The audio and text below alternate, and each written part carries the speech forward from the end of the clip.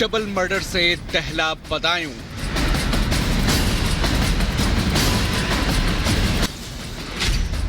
हत्यारा हैवान एनकाउंटर में ढेर। एक सनकी अपराधी के जुर्म के चलते बदायूं की शांति भंग हो गई। जुर्म भी ऐसा जिसे करने के बारे में कोई हैवान ही सोच सकता है। बदायूं के बाबा कॉलोनी में सिरफिरे जावेद ने खौफनाक हत्याकांड को अंजाम दिया। हत्यारा दबे पांव घर में दाखिल हुआ। छत पर खेल रहे 3 बच्चों पर धारदार हथियार से ताबड़तोड़ हमले शुरू कर दिए। खून के प्यासे जावेद ने 12 साल के आयुष और 8 साल के आहान को मौत के घाट उतार दिया, जबकि तीसरे बच्चे को बुरी तरह से जख्मी कर दिया। 2 बच्चों की नृशंस हत्या हुई और इस हत्या की सूचना पर पुलिस भी मौके पहुंची और वहां पर से अपराधी का पीछा किया गया। बाद में अपराधी जो था उसने पुलिस पर फायर करने का प्रयास किया, फायर किया। पुलिस ने बचाव में फायर किया।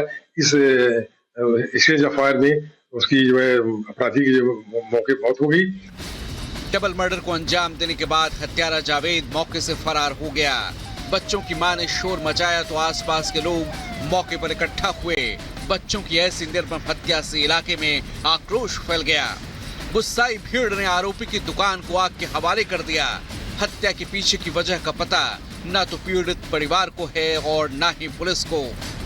कुछ नहीं पता, हम कोई दुश्मनी थोड़ी थी ना। तंत्र विद्या तो नहीं थी, हमें बताया नहीं। वो तो बाल काटता था, सभी के बाल, पूरी कॉलोनी बाल काटता था। क्या पता बुला के ले गया वो ऊपर को।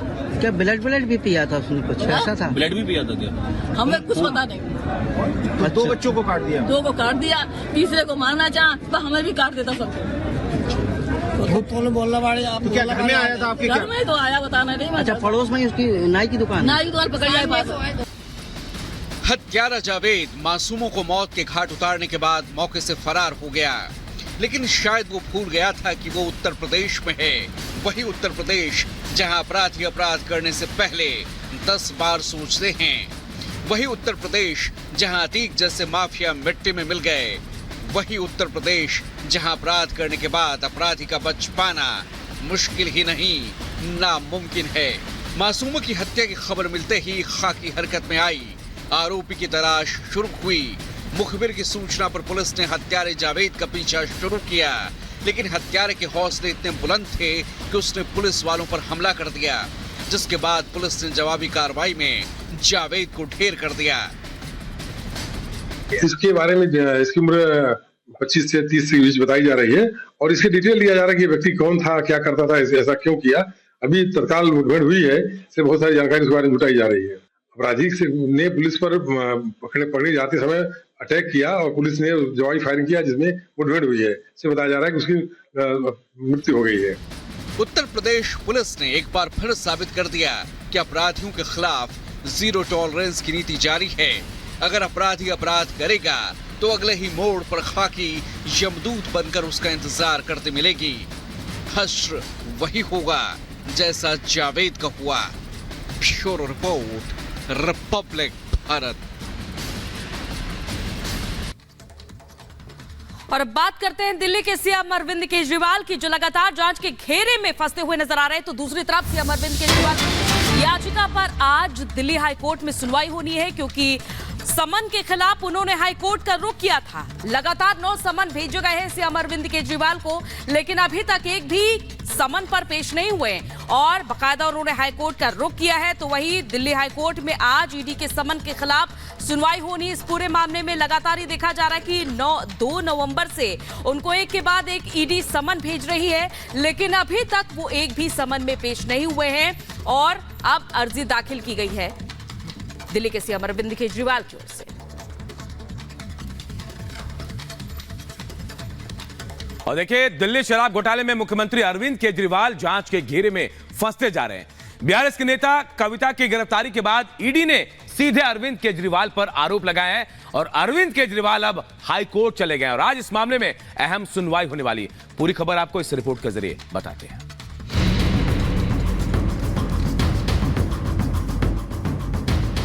समन पर समन और सियासत के रंग।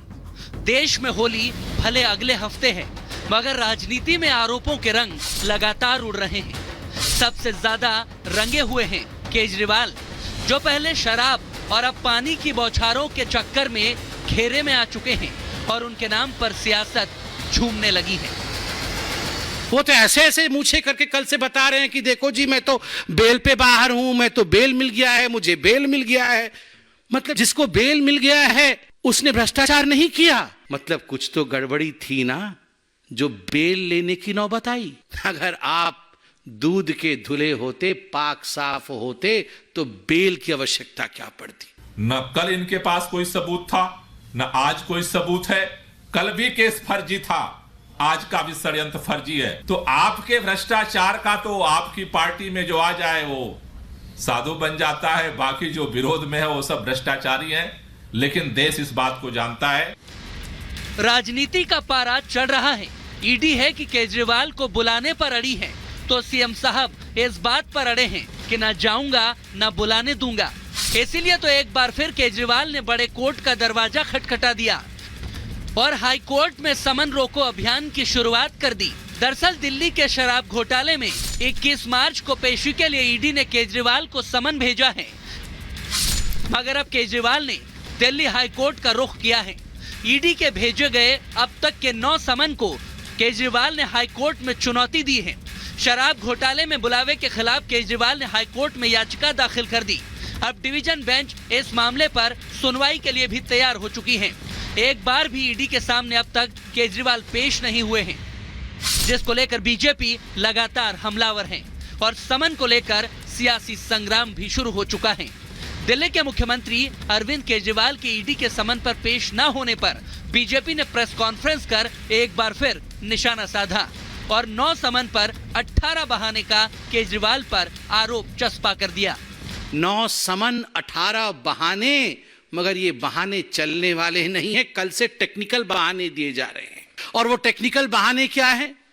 अरे कोर्ट में तो इन समन्स को खारिज कर दिया, कोर्ट में तो हमें बेल मिल गया, फिर किस आधार पर ईडी हमें बुला रही है, फिर किस आधार पर जांच एजेंसी समन भेज रही है। अरविंद केजरीवाल जी को गिरफ्तार करने के लिए सिर्फ ईडी का प्रयोग किया जा रहा था। सीबीआई के माध्यम से भी अरविंद केजरीवाल जी को गिरफ्तार करने की कोशिश की जा रही है। और सिर्फ एक राजनीतिक खेल है और भारतीय जनता पार्टी और प्रधानमंत्री नरेंद्र मोदी जी का ईडी के पीछे छुपकर अरविंद केजरीवाल पर वार करने का प्रयास है। दिल्ली शराब घोटाले में केजरीवाल रडार पर हैं, तो उससे पहले संजय सिंह और मनीष सिसोदिया गिरफ्तार हो चुके हैं। संजय सिंह की जमानत याचिका पर सुप्रीम कोर्ट में सुनवाई भी हुई और ईडी की चार्जशीट में उनका नाम आने का जिक्र भी हुआ। हालांकि एक जगह गलती मानकर ईडी ने इसे सुधारने का दावा कर दिया, मगर जमानत को लेकर संजय सिंह को कोई बड़ी राहत नहीं मिली। हालांकि कोर्ट ने संजय सिंह को पेशी से छूट दी, क्योंकि उन्हें राज्यसभा में सांसद पद की शपथ लेनी थी। दोबारा राज्यसभा के सांसद निर्वाचित हुए संजय सिंह लंबे वक्त से जेल में हैं। उनके साथ ही मनीष सिसोदिया भी बाहर आने के रास्ते तलाश रहे हैं, मगर दिल्ली की राउज एवेन्यू कोर्ट ने वो दरवाजा बंद कर दिया। कोर्ट में मनीष सिसोदिया की पेशी हुई, मगर जमानत नहीं मिली और उनकी न्यायिक हिरासत 6 अप्रैल तक के लिए बढ़ा दी गई है। यानी आम आदमी पार्टी की मुश्किलें कम नहीं हो रही हैं।